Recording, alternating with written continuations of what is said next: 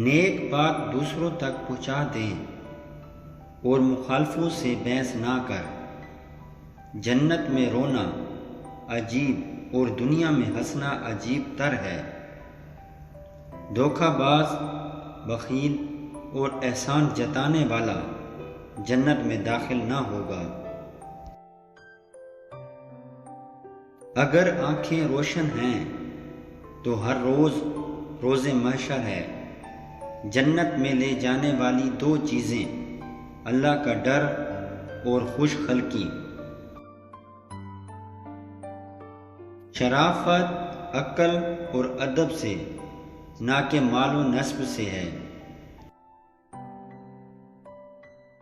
جو کام نبی کریم صلی اللہ علیہ وآلہ وسلم کے حکم کے خلاف ہوا، اگرچہ عبادت کی شکل میں ہو، گناہ ہے۔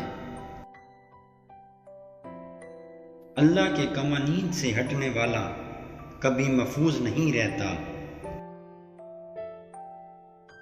سلام میں پہل کرنے والے کو 90 نیکیاں اور جواب دینے والے کو 10 نیکیاں ملتی ہیں۔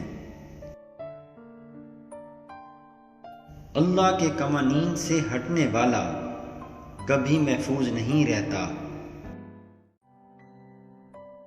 دوسروں کی شکایت کرنا اپنی نااہلی کا اعتراف کرنا ہے۔